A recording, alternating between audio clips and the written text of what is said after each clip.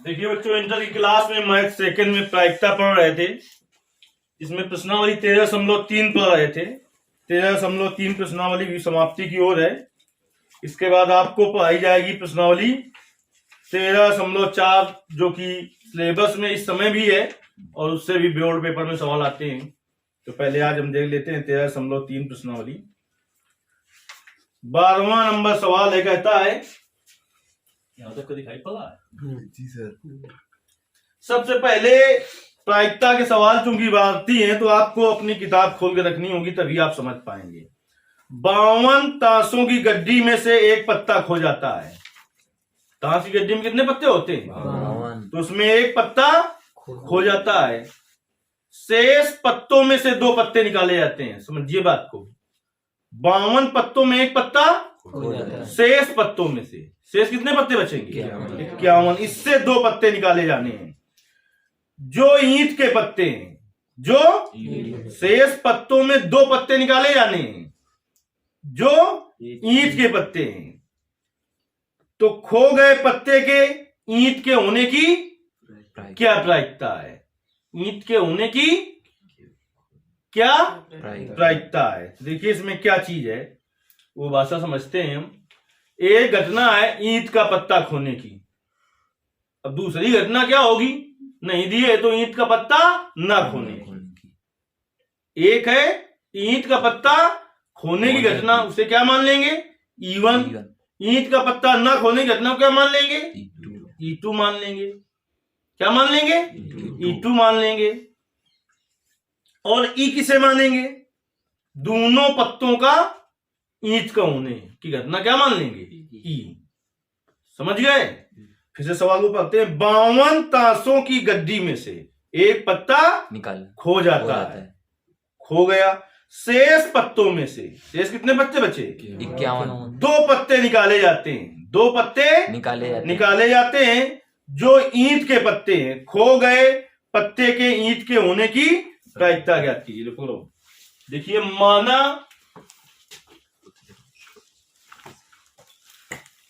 E1 बराबर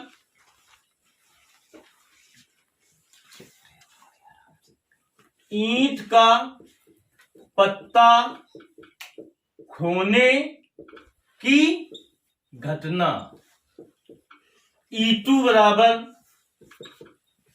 ईंट का पत्ता ना खोने की घटना। देखिए ये दिया नहीं है भाई, केवल क्या दिया है? ईंट का पत्ता खोने की। दूसरा जब दिया नहीं है तो इसका मतलब दूसरी घटना क्या होगी? ईंट का पत्ता ना खोने की। और ई क्या है? दोनों पत्तों के ईंट के होने की घटना। ई क्या है? दोनों पत्तों के ईंट के होने की घटना। ई मान लो चाहे ए मान लो। क्या मान ले? ई की ए। ई अंदर। अब देखिए ईंट का पत्ता खोने की प्रायिकता क्या लिखोगे? ईंट का पत्ता खोने की प्रायिकता। ईंट का पत्ता खोने की प्रायिकता देखिए पीई बराबर क्या हो जाएगा? ईंट के पत्तों की संख्या। ईंट के पत्ते कितने होते हैं? 13। ठीक। और कुल पत्ते कितने होते हैं? 52। तो क्या हो गया? 1/4। अब ईंट का पत्ता ना खोने की प्रायिकता। ना खोने की प्रायिकता 2 प्रकार से आप निकाल सकते हो। कैसे? ईंट के पत्ता खोने की प्रायिकता 1/4 है, तो ईंट का पत्ता ना खोने की प्रायिकता बराबर 1 माइनस ईंट का पत्ता खोने की प्रायिकता। अरे पी धन पी बार बराबर क्या होता है? एक पी होती है घटना घटने की प्रायिकता और पी बार होती है घटना ना घटने की प्रायिकता। तो पी बार बराबर क्या हो जाता है? 1 माइनस पीई। तो वहां से निकाल सकते हो ईंट का पत्ता ना होने की प्रायिकता। चाहे ऐसे निकाल लो कि कुल पत्ते कितने होते हैं? 52। 13 पत्ते किसके होते हैं? ईंट के। तो ऐसे कितने पत्ते होते हैं जो ईंट के नहीं होते? घटा दो 52 में 13, 39। है। और कुल पत्ते कितने होते हैं? 52। 13 ते 39, 13 चौको 52। 52 हो गया क्या? या फिर हम ऐसे लगा सकते थे कि ईंट का पत्ता ना होने की प्रायिकता बराबर 1 माइनस ईंट का पत्ता होने की प्रायिकता। तो 1 माइनस 1/4 को हल करते तो कितना आता? 3/4। नहीं, बात समझ में आई? अब देखिए, अब दोनों पत्ते ईंट के खोने की प्रायिकता Pe/E1 बराबर Pe क्या है? दोनों पत्तों का ईंट का होने की घटना। और E1 क्या है? ईंट का पत्ता खोने की घटना। अब दोनों पत्तों के ईंट का होने की प्रायिकता क्या होगी बताओ? पहले कितने पत्ते थे हमारे पास? ईंट का पत्ता अगर खो गया है, कुल कितने पत्ते होते हैं बताओ? 52। उसने कहा, क्या कहा था सवाल में कि एक पत्ता खो जाने के बाद शेष 2 पत्ते निकाले जाते हैं। तो अगर ईंट का पत्ता खो गया है तो ईंट के 13 पत्ते से कितने पत्ते बचेंगे? 12। और कुल पत्ते कितने होंगे? 51। ये ईंट का पहला पत्ता निकालने की प्रायिकता है और दोनों पत्ते ईंट के निकालने हैं ना जी। तो दूसरा ईंट का पत्ता निकालने जाएंगे तो पत्ते कितने बचेंगे?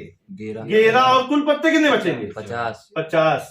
तो इसको ऐसे लिखा रहने दो, क्या होगा? ऐसे लिखा रहने दो, कोई दिक्कत नहीं। अब Pe/E2 इसका मतलब समझो क्या है?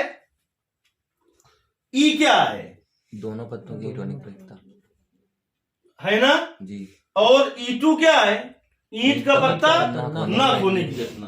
तो ईंट का पत्ता नहीं खोया तो इसका मतलब ईंट के कितने पत्ते? 13 है ना? 13 पहले जी। और कुल पत्ते कितने? 51। एक हो गया था ना जी। गुणते। अब दूसरा ईंट का निकालने जाएंगे तो 12। अब कुल कितने बचेंगे? 50। नहीं समझ पाए? देखिए, 2 शब्द पढ़े वहां पर हमने। प्रतिस्थापित एक शब्द होता है बिना प्रतिस्थापित। प्रायिकता में यही चीजें हमने पढ़ी पीछे। गुणा क्यों किया है? क्योंकि ये घटनाएं स्वतंत्र घटनाएं हैं। कैसी घटनाएं? बिना प्रतिस्थापित का मतलब क्या होता है कि उसको निकाल कर फिर उसमें नहीं रखना है। उसको निकाल लेना है तो फिर उसमें नहीं रखना, यानी कम हो जाता है। और प्रतिस्थापित का मतलब क्या होता है? उसको हटा के फिर उसी में रख देना है। बिना प्रतिस्थापित का मतलब क्या है? बिना प्रतिस्थापित का मतलब क्या है? हमने बहुत समझाया था कि बिना प्रतिस्थापित का मतलब होता है उससे हटा देना। इस शब्द में न जाइए कि बिना हटाए। अभी जितने सवाल हल किए प्रायिकता में पीछे, बिना प्रतिस्थापित का मतलब होता है उससे हटा लेना है, फिर उसमें शामिल नहीं करना। प्रतिस्थापित का मतलब हटा लेना, फिर उसमें शामिल कर देना है। तो जब सवाल में ना दिया हो कि प्रतिस्थापित की बिना प्रतिस्थापित, तो आपको क्या समझना है? बिना प्रतिस्थापित यानी हटाने के बाद फिर उसमें शामिल नहीं करना। तो इस सवाल में कहीं पर नहीं लिखा है कि प्रतिस्थापित किया गया है कि नहीं प्रतिस्थापित किया गया है। फिर से इसको समझ लो, ये क्या है? Pe/E1 दोनों खोए हुए पत्तों के ईंट के होने की प्रायिकता। तो जब पहले देखिए E1 क्या है? E1 ईंट का पत्ता खोने की प्रायिकता है ना। तो ईंट का पत्ता 13 होते हैं, एक खो गया है अगर तो कितने बचे? 12। और एक कुल में भी खो गया तो कितने बचे? 51। तो अब एक निकल गया तो अब कितने बचे? दूसरा ईंट का पत्ता निकालने जाएंगे तो 11/50। Pe/E2 क्या है?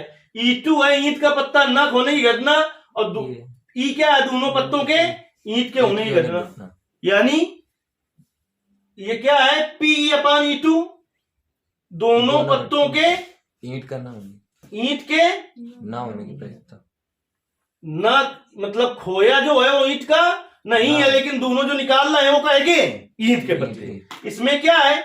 जो खोया है वो कहेगा है ईंट का है और दोनों पत्ते कहेंगे निकाल रहे हैं ईंट के। इसकी प्रायिकता है। तो इसमें देखिए कुल यानी जो खोया पत्ता है वो ईंट का नहीं, दूसरा पत्ता है। जी। तो ईंट वाले पूरे कितने हैं? 13 13, लेकिन कुल पत्ता तो एक कम हो जाएगा जी। गुणते। अब ये पत्ता एक कम हो गया ना, कितने बच्चे? 12 और कुल पत्ते भी एक कम हो गया। कितना बचा? 50। अब आपसे क्या पूछा है उसने कि इस बात की प्रायिकता कि दोनों पत्ते ईंट के हों और खोया हुआ पत्ता भी ईंट का हो। ये भाषा लिखेंगे कि दोनों पत्तों के ईंट के होने की प्रायिकता तथा खोया हुआ पत्ता भी ईंट का हो।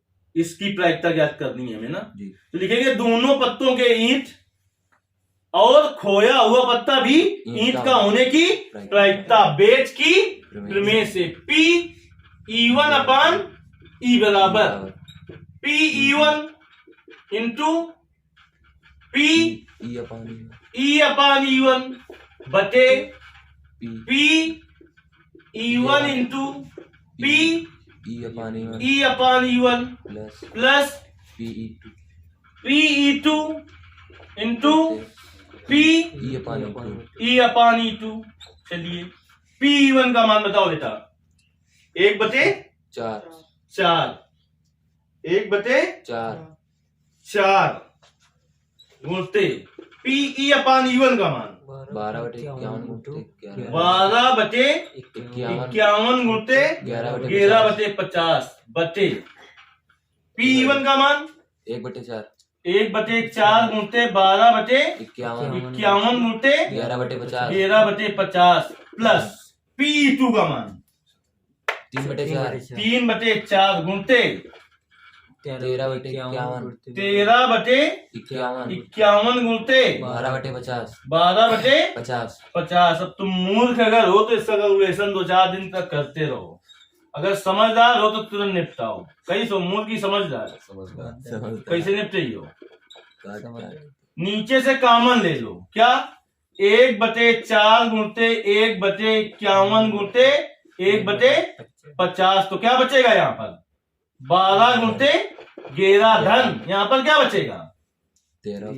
अरे यार 3 गुणते 13 गुणते 12 बाउंस हो गया क्या? नहीं, बार बार गुणा होगा। 4 से 4 निपट गए, 51 से 51 को निपटा दिया, 50 से 50 को निपटा दिया। और थोड़ा समझदार बनो। 12 गुणते 11, अभी क्या कॉमन हो रहा है? 12 कॉमन ले लो। तो 11 गुणते 3 गुणते 13। शाम तक कैलकुलेशन करते रहो, तब भी उतने ही नंबर मिलेंगे। 12 से 12 कट गया, कितना बचा? 11 बचे 11। रुक जाओ, प्लस का चिन्ह था कहीं भैया। ये 11 प्लस 13 ते 39। तो 11 बटे 9 1 10 3 1 4 1 हासिल का 5 11/50। देखिए आंसर जरा, आंसर चेक करो तुरंत। अब इसी कैलकुलेशन को आप 15 मिनट में हल करें, तब भी वही नंबर मिलेगा। और इतनी जल्दी आप कर लेंगे तब भी इतने नंबर मिलेंगे।